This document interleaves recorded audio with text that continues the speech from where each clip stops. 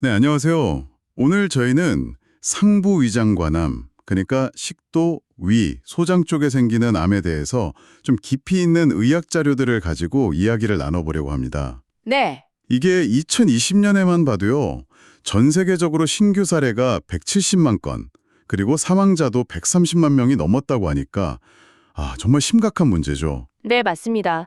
상당히 중요한 주제죠. 내용이 사실 좀 방대하고 복잡할 수 있는데요. 여러분이 핵심만 딱 잡아가실 수 있도록 저희가 중요한 정보들, 또 흥미로운 지점들 위주로 한번 파헤쳐 보겠습니다. 좋습니다. 특히 식도암이나 위암 같은 경우는요, 이게 지역별로 발생률 차이도 크고 원인도 좀 제각각이거든요. 아, 그런가요? 네.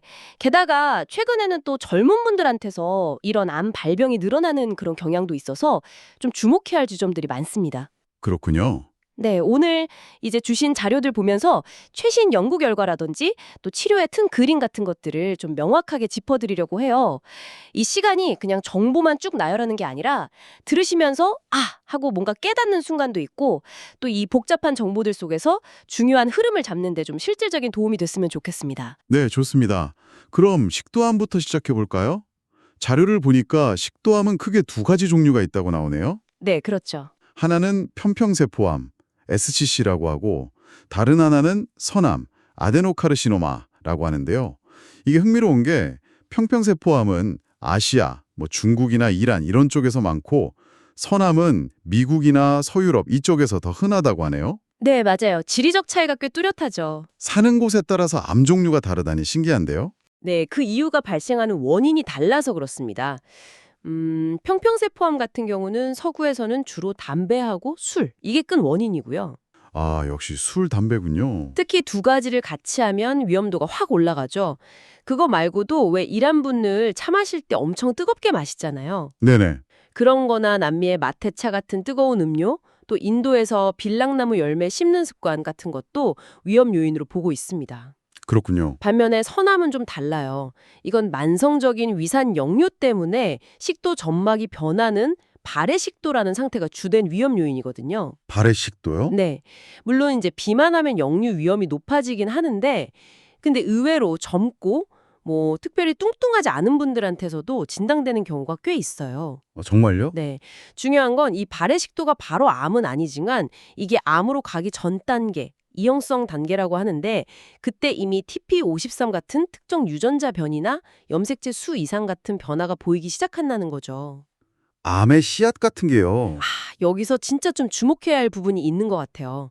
자료에서 최근 50세 미만 젊은 층에서 조기 발병 위장관암 EOGI라고 하던데 이게 늘고 있다는 지적이 있더라고요. 네, 맞아요. 그게 좀 심상치 않죠.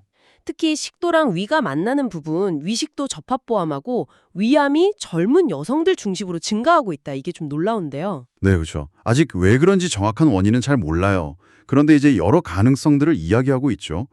덜 움직이는 생활 습관이나 식단이 서구화되면서 비만이 늘어난 거, 음주, 흡연 이런 고전적인 요인들도 물론 있고요. 거기에 더해서 장내 미생물 환경의 변화라든지 심지어는 1980년대, 90년대 이후에 우리 환경에 새로 들어온 뭔가 아직 밝혀지지 않은 요인이 있는 거 아니냐 이런 이야기까지 나오고 있습니다. 와, 정말 젊다고 안심할 게 아니네요. 네, 그렇죠. 유전체 분석 결과도 좀 흥미로운데요.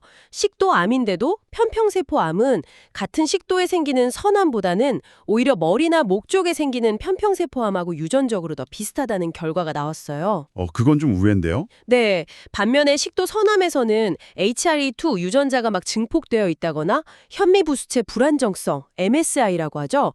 그런 특징이 보이거나 아니면 앱스타인 바이러스, EBV 감염이 발견되기도 하고요. 그 유전 정보가 왜 중요한 건가요? 이게 단순히 원인이 이렇구나 여기서 끝나는 게 아니라 치료법을 결정하는 데 아주 핵심적인 단서가 되거든요. 아하. 예를 들어서 HRE2 유전자가 증폭됐다. 그러면 그 유전자를 딱 표적으로 삼는 약, 표적 치료제를 쓸 수 있는 거고요. MSI가 높다. 그러면 우리 몸의 면역 시스템을 이용해서 암을 공격하게 하는 면역 항암제가 잘 들을 가능성이 높은 거죠. 그 MSI, 현미부수체 불안정성이라는 게 정확히 뭐죠?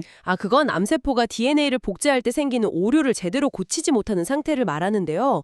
이게 면역 치료가 잘 들을지 예측하는 중요한 깃발 역할을 한다고 보시면 돼요. 그렇군요. 그럼 증상은 주로 어떤가요? 자료 보니까 음식을 삼키기 어렵거나 삼킬 때 아프거나 이런 거라던데? 네, 맞아요. 연하곤란, 디스페이지아, 나 연하통, 오디노페이지아가 주 증상인데 문제는 이런 걸 느낄 때쯤이면 이미 암이 좀 진행된 경우가 많다는 거죠. 아, 그래서 조기 발견이 어렵다는 거군요. 네, 진단은 일단 내시경으로 직접 보고 조직을 떼서 검사하는 게 확진 방법이고요. 암이 얼마나 퍼졌는지 병기를 정확히 알려면 CT나 PET 같은 영상 검사, 그리고 내시경 끝에 초음파 달린 거, EUS 이런 걸 활용합니다. 네. 최근에는 기술이 더 좋아져서요. 혈액 검사만으로 암세포에서 나온 DNA 조각, 이걸 ctDNA라고 하는데 이걸 분석해서 유전자 변이를 찾거나 치료 후에 혹시 암이 조금이라도 남아있는지 평가하는 연구도 활발하게 하고 있습니다. 액체 생검이라고도 하죠. 와, 진단 기술도 정말 발전하네요. 네, 그렇죠. 치료는 기본적으로 병기에 따라 결정되는데요. 암이 다른 장기로 퍼지지 않았다면 완치를 목표로 합니다. 이때는 수술, 항암화학요법, 방사선 치료 이 세 가지를 환자 상태에 맞춰서 최적으로 조합하는 다학제 치료가 표준이고요. 다학제 치료? 네, 특히 식도 선암이 주변으로 좀 퍼진 상태, 국소 진행성일 때는요. 최근 연구들 보니까 수술 전에 항암화학요법, 예를 들면 FLOT 같은 복합요법을 하는 게 수술 전에 항암이랑 방사선을 같이 하는 것보다 생존율을 더 높인다. 이런 결과들이 나오고 있어요. 이소팩 시험 같은 거요. 아, 치료 전략도 계속 바뀌는군요. 네, 그렇죠. 편평세포암 같은 경우는 항암이랑 방사선을 동시에 하는 게 주요 치료법 중 하나고요. 또 하나 주목할 만한 게 수술했는데 현미경으로 보니까 암세포가 좀 남아있는 특정 환자들이 있어요. 이런 분들한테 니볼루맙이라는 면역 항암제를 추가로 썼더니 생존율이 확 올라갔다는 연구 결과 체크메이트 577도 나왔습니다. 오, 면역 항암제가 수술 후에도 쓰이는군요. 네, 이게 수술 후 보조요법으로도 중요한 역할을 할 수 있다는 걸 보여준 큰 발전이죠. 만약에 암이 이미 다른 장기로 전이된 상태라면 아까 말씀드린 HER2 유전자, 나 PDL1 단백질 발현, MSI 상태 이런 걸 검사해서 결과에 따라 표적 치료제나 면역 항암제를 포함한 맞춤 치료를 계획하게 됩니다. 와, 식도암 정말 복잡하네요. 자, 그럼 이번엔 위암으로 넘어가 볼까요? 네. 자료 보니까 1920년대 이후에 냉장고가 보급되고 하면서 전반적인 발생률은 좀 줄었다고 하네요. 네, 그런 경향이 있죠. 하지만 여전히 치명적이고 특히 우리나라를 포함한 동아시아 국가에서는 발생률이 아주 높다고요. 맞습니다. 여기서도 흥미로운 게 식도암처럼 위와 식도가 만나는 부분, 위식도 접합부 선암은 서구권에서 그리고 아까 말한 것처럼 젊은 층에서 늘고 있다는 점. 그리고 위암하면 딱 떠오르는 그 원인, 헬리코박터 파일로리균 이거죠. 네, 맞습니다. 헬리코박터 파일로리균 감염, 이게 위암 발생의 가장 중요한 단일 원인으로 꼽히죠. 그렇죠. 근데 이제 감염됐다고 다 위암에 걸리는 건 아니에요. 감염자 중 일부에서만 암이 생기는데 아마 특정 종류의 균주가 좀 더 독하거나 아니면 개인의 유전적 소인, 식습관, 이건 다른 요인들이 복합적으로 작용하는 것 같아요. 아, 중요한 건 이 균을 없애는 치료, 제균 치료라고 하죠. 이걸 하면 위암 발생 위험을 낮출 수 있다는 연구 결과들이 꽤 있습니다. 네. 특히 가족 중에 위암 환자가 있거나 예전에 조기 위암으로 내시경 치료 같은 걸 받은 경험이 있는 분들은 제균 치료를 적극적으로 권장하고 있고요. 그렇군요. 헬리코박터균 말고도 앱스타인바 바이러스, EBV 감염도 일부 위암과 관련이 있고요. 유전적인 요인도 중요합니다. 예를 들어 CDH1이라는 유전자의 변이가 있으면 젊은 나이에 미만형 위암이라고 좀 더 공격적인 위암 위험이 확 높아져서요. 예방적으로 위를 절제하는 수술을 고려하기도 합니다. 예방적으로요? 와. 네. 그 외에도 린치 증후군이나 BRCA 유전자 변이 같은 것도 위험을 조금 높일 수 있고요. 여기서 조금 더 들어가 보면요.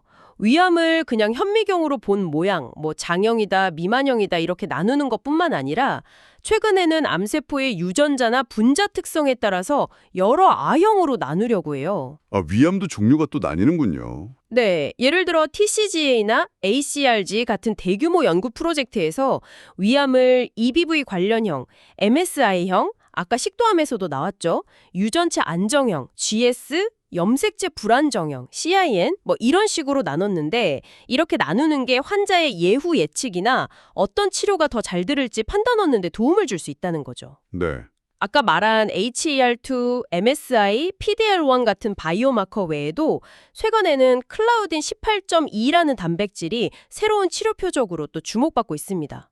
그러니까 위암도 점점 더 맞춤 치료 시대로 가고 있다. 이렇게 보시면 돼요. 그렇군요. 분자 수준에서 보면 위암도 참 다양하네요. 근데 위암은 초기 증상이 거의 없거나 아주 애매하다고 들었어요. 네, 맞아요. 그냥 속이 좀 불편하다, 소화 안 된다, 쏙 쓰리다 이 정도라서 그냥 위암인가 보다 하고 넘기기 쉽다고요. 네, 그게 위암의 좀 무서운 점이죠. 증상이 뚜렷해질 때쯤이면 이미 병이 꽤 진행된 경우가 많거든요. 그래서 진단이 늦어지는군요. 검사해서 확진하고 CT나 PET-CT 같은 걸로 병기를 정하고요. 다만 아까 잠깐 나왔던 미만형 위암 있잖아요. 네. 그건 암세포가 덩어리로 자라지 않고 위벽을 따라서 좀 넓게 퍼지면서 복막, 그러니까 배 안쪽 막으로 잘 전이되는 특징이 있어요. 그래서 이런 게 의심될 때는 배에 작은 구멍 뚫고 카메라 넣어서 직접 복막 상태를 확인하는 검사, 복강경 검사가 병기 결정에 중요할 수 있습니다. 복강경 검사까지. 치료는 그럼 어떻게 하나요? 위암도 수술이 가장 중요하다고 하던데요. 네, 위암 치료의 기본이자 핵심은 역시 수술입니다. 암 조직을 남김없이 완전히 제거하고 알제로 절제, 암세포가 퍼져나갈 수 있는 주변 림프절까지 충분히 제거하는 거, D1 플러스 또는 D2 림프절 절제. 이게 완치를 위한 가장 확실한 방법이죠. 네. 하지만 암이 위벽을 뚫고 나갔거나 주변 림프절까지 퍼진 경우 대략 2기나 3기 정도 되면 수술만으로는 재발 위험이 높아요. 그래서 이런 환자들한테는 수술 전후에 항암 화학요법을 추가하는 게 생존율을 한 10%에서 15% 정도 더 높인다는 게 여러 임상시험, 대표적으로 매직 시험 같은 걸 통해서 증명됐습니다. 수술 전후 항암 치료요? 네. 예를 들어 수술만 받은 그룹의 5년 생존율이 23%였다면 수술 전후 항암 치료를 받은 그룹은 36%까지 올라갔죠. 최근에는 또 수술 후에 환자들이 힘들어해서 항암 치료를 제대로 받기 어려운 경우가 많다는 점을 고려해서요. 아예 수술 전에 계획된 항암 치료를 다 끝내고 수술하는 방식, 완전 선행 항암요법, 이런 접근법도 시도되고 있습니다. 완전 선행 항암요법. 점점 더 치료가 복잡해지네요. 그렇죠. 만약 암이 이미 다른 장기로 전이된 상태라면 치료 목표는 이제 완치보다는 생명 연장과 증상 완화에 맞춰지는데요. 이때는 환자 상태나 암의 분자 특징에 따라 치료법이 달라집니다. 예를 들어서 HHL2 유전자는 괜찮은데 PDL1 단백질이 일정 수준 이상 나오는 환자들한테는 면역 항암제랑 항암 화학요법을 같이 쓰는 게 이제 중요한 표준 치료법이 됐고요. 네. HLCL2 유전자가 증폭된 경우에는 트라스트주맙이라는 표적 치료제 기반요법이 기본이고요.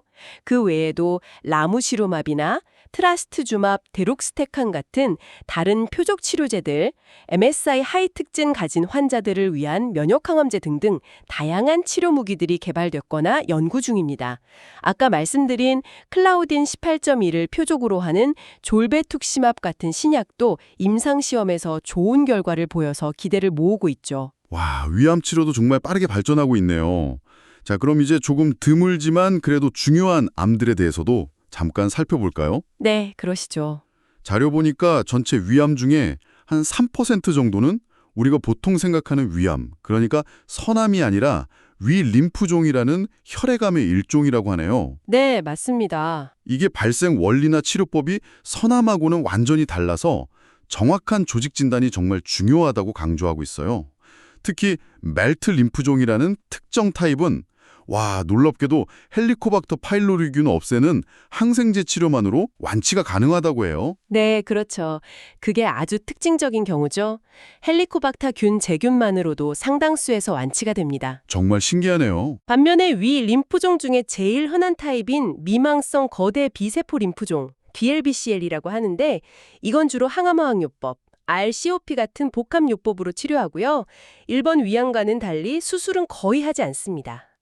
치료법이 완전히 다르군요. 네, 그래서 구분이 중요합니다. 또 다른 드문 종양으로는 위장관 기질종양, GIST라는 게 있어요. GIST요? 네, 이름 그대로 위장관 벽의 근육층 아래 기질세포에서 생기는 종양인데요. 주로 위 한 60%나 소장에서 발생합니다. 이 종양의 특징은 대부분 CKT 또는 PDGFRA라는 특정 유전자의 돌연 변이가 원인이라는 점이에요. 아, 유전자 돌연변이요? 네, 이 돌연 변이가 암세포 성장 스위치를 계속 켜놓는 역할을 하는 거죠.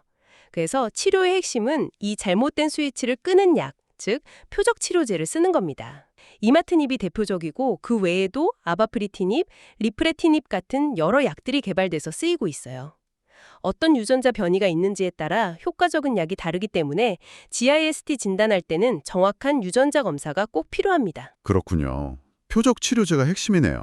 마지막으로 소장암입니다. 전체 위장관암의 3% 정도로 매우 드물다고 하는데 종류는 꽤 다양하네요. 신경내분비 종양 NET, 선암, 림프종, GIST 이런 게 다 소장에서 생길 수 있다고요? 네, 그렇죠. 흥미로운 건 최근 미국에서는 신경내분비 종양 NET 발생이 늘면서 소장암 중에서는 가장 흔한 유형이 되었다는 점이고요. 소장 선암의 경우에는 크론병이나 특정 유전 질환, 린치 증후군이나 FAP 같은 게 위험 요인이 될 수 있다고 하네요. 네, 소장선암은 빈도는 낮지만 대장암이나 위암과는 또 다른 독특한 유전적 특징을 좀 가져요.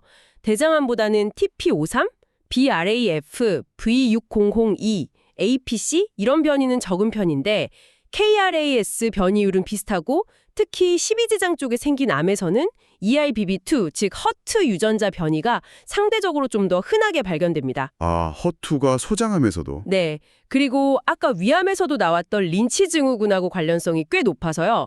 전체 소장선암의 한 15%에서 20% 정도에서 MSI 하이 특징이 나타납니다. 오, 꽤 높네요. 네. 그래서 소장선암 진단할 때 MSI 검사가 아주 중요하죠. 치료는 기본적으로 수술이 원칙이고요. 림프절 전이가 있으면 대장암 치료에 준하는 보조 항암화학 요법을 고려합니다. 네. 말씀하신 소장 신경내분비 종양, NET, 혹은 카르시노이드라고도 불렸던 거요.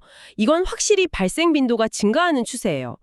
이 종양의 특징 중 하나는 일부에서 세로토닌 같은 호르몬을 너무 많이 만들어서 설사나 얼굴 홍조 같은 카르시노이드 증후군을 일으킬 수 있다는 점이고요. 아, 그런 증후군이 있군요. 네, 치료는 종양 크기, 위치, 전이 여부 이런 거에 따라 다른데 수술로 떼어내거나 호르몬 분비를 억제하는 소마토스타틴 유사체 주사 치료, 그리고 방사성 동위원소를 특정 수용체에 붙여서 종양세포에 직접 방사선을 쏟는 펩타이드 수용체 방사성 핵종 치료, PRRT 같은 다양한 방법들이 쓰입니다. 네. 정말 다양한 암과 치료법이 있네요. 오늘 저희는 식도암의 두 가지 다른 모습과 그 위험 요인들, 또 위암 발생률 변화와 헬리코박터균의 역할, 그리고 점점 중요해지는 유전체 아형에 따른 맞춤 치료 전략, 마지막으로 드물지만 알아두어야 할 위림프종, GIST, 소장암까지.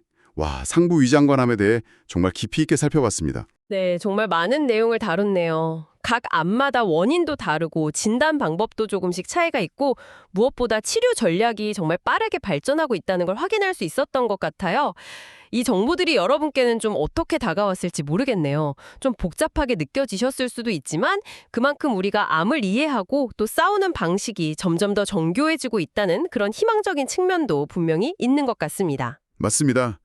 복잡함 속에서도 분명 희망을 볼 수 있죠. 마지막으로 오늘 다룬 내용들을 쭉 되짚어보면서 한 가지 질문을 좀 던져보고 싶습니다. 네, 어떤 건가요? 식도암, 위암 등 여러 상부 위장관암에서 공통적으로 언급된 현상이 바로 젊은 층에서의 발병 증가, EOG였잖아요. 아, 네, 맞아요. 특히 50세 미만에서의 증가는 지난 수십 년간 우리 사회 전반에 걸쳐서 어떤 공통적인 환경 변화나 생활 습관의 변화가 있었을 가능성을 아주 강하게 시사합니다. 그런데 아직 그 정확한 원인이 뭔지는 명확히 밝혀지지 않았죠. 네, 그렇죠. 미스테리네요. 과연 이 숨겨진 요인은 뭘까요? 그리고 이 미스테리를 푸는 것이 앞으로 암 예방 정약이나 또 새로운 치료법 개발에 어떤 혁신적인 돌파구를 마련해 줄 수 있을지 한번 각자 생각해 보시면 좋지 않을까 싶습니다.